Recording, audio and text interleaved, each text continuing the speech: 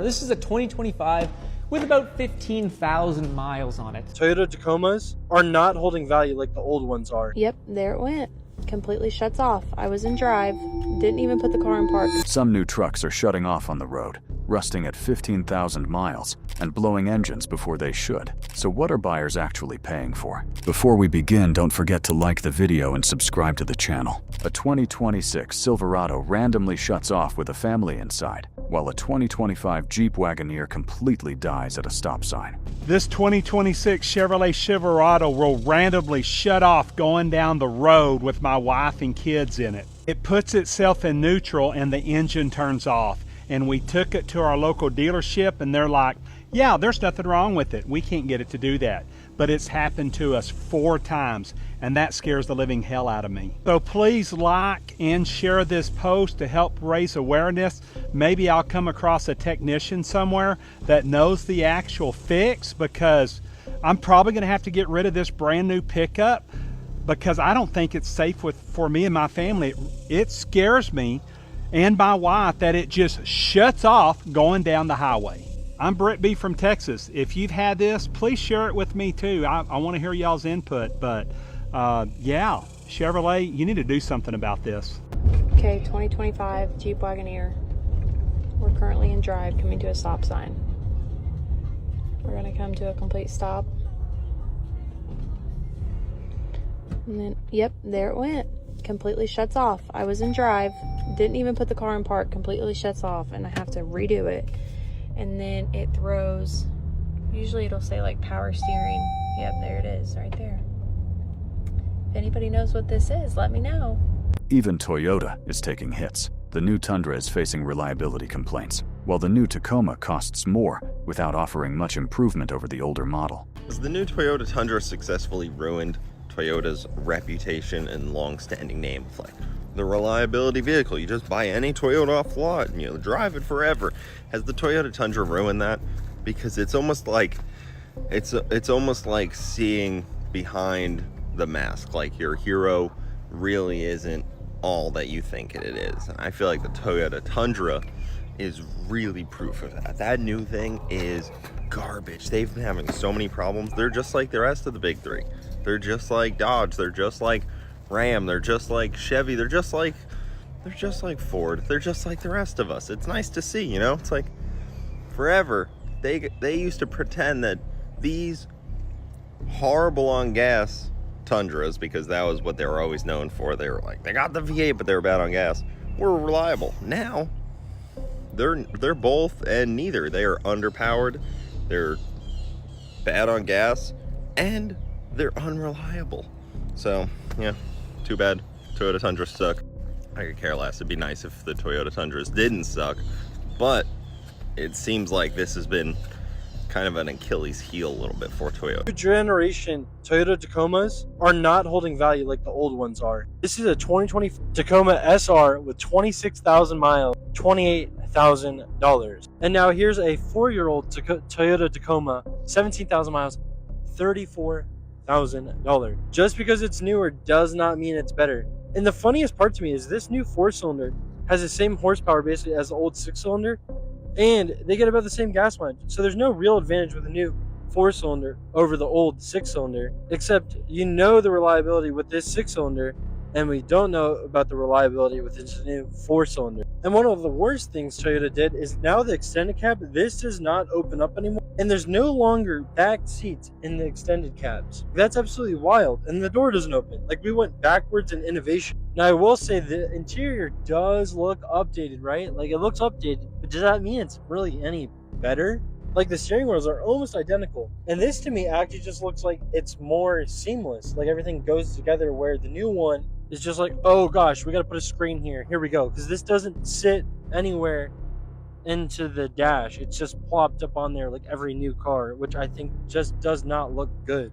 But that to me is, why didn't you just make this a single cab? Why do you have to get this weird half cab where you don't get a door and you don't get any back seats? A GMC AT4X owner reports burning oil and a turbo failure at 42,000 miles. Well, I'm one of them. 2022 GMC AT4X the baddest truck that GMC is supposed to make. It burns 3.5 quarts of oil in between oil changes. Also, had a recall on the grill. Mine flew off in Kansas during turkey season. I mean, I've been a GM guy for a long time. I've got a 2006 Chevy, 3/4 ton Duramax, got 267,000 on it. I drive it across the country today. Brand new GMC Acadia sitting there. This is my wife's. But then tonight, I'm driving out the road. I'll show you a picture of my truck. 42,000 miles. Look at that. But this, I don't know. What are you doing, GMC? What are you guys building us now? Like, for the first time in a long time, I've thought about switching. I don't know. Everybody tell me what you think. Y'all know that I've had all these problems with GMCs, right? And now I got a problem with my Ford.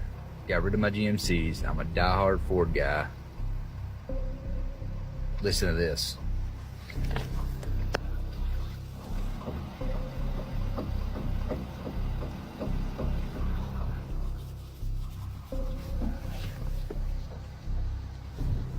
Something's loose in my front end.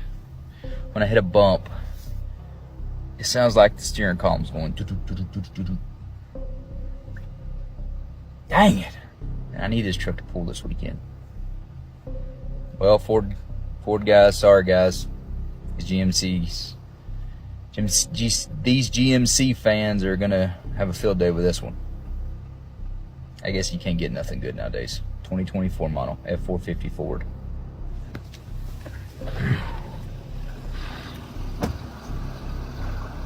Brand new.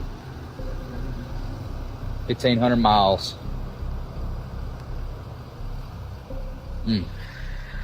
One 2025 Silverado already had its frame rusting down to bare metal at just 15,000 miles. Got a Chevy with some rust on her. This is a 2025 with about 15,000 miles on it. Again, 2025, 15,000 miles on her. She's seen better days.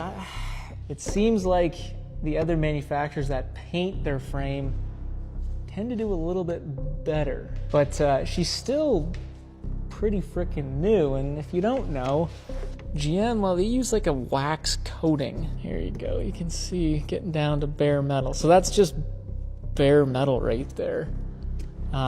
It's not painted, and I don't know why GM does that, but you can see like our leaf spring, that's actually painted metal, and it's in a lot better shape than the frame that's surrounding it. What do you guys think about this? That's I don't know. Now, yes, we are in Canada, and there's a lot of salt coming onto the Silverado this winter, but I mean, for a basically brand new truck, very new truck, let's say, seems like there's a lot of rust under there. GM's 6.2-liter is facing engine complaints at only 12,000 miles, while mechanics are seeing more premature engine and transmission failures. GM just announced the stop sale on all the 6.2 liters, and this man made it to a whopping 12,000 miles, which is crazy. But I want you to take a listen to this. You can very slightly hear it knocking just at the bottom end. I wish I had a better microphone to put all the way in there. But when I say you need to run from the 6.2 liter, I tell you, you need to run. I am a huge GM fan. I've already owned 3 new Silverados on this platform generation of GM products, but I cannot recommend these things to anyone. 12,000 miles, and look at the plastic already.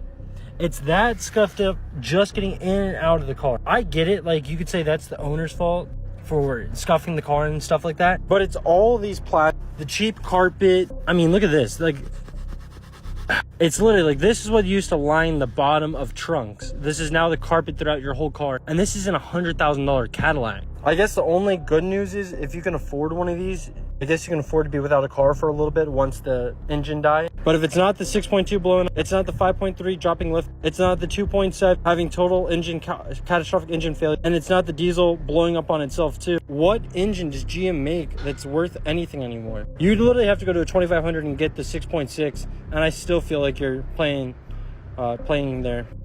Absolutely pathetic what you pay for these vehicles, and then you get this. This doesn't work. Brand new truck. You have some weird sound coming from the radio. Blinker, can't even hear it. Just pathetic what you pay for these trucks and then have to deal with issues like this with a brand new truck. Come on, GMC, do better. They're trying to squeeze everything they can out of it. You can only fit so much in a box that's this big, and you can't make the box bigger without making the truck bigger. So that's kind of where I stand with it. But yeah, we see a lot of premature failures on variable displacement. There's cylinder deactivation with engines and transmission failures, just catastrophic internal failures. Yeah, but that's kind of where I'm at with it. And we see a lot of failures too out of these half-ton trucks that people just tow light campers, boats, stuff like that with. But early 2000s, everybody was towing with half-tons. What changed there? How many gears are in the transmission? Just shoving more into the same size package. That is the biggest part of it to me. I mean, you can kind of help alleviate that by getting more frequent with fluid flushes and things like that, but they're still just going to keep seeing issues, man. There are too many moving parts in that tiny little box. So are new trucks actually getting better or just more expensive? Comment below and subscribe to Clunker Truth.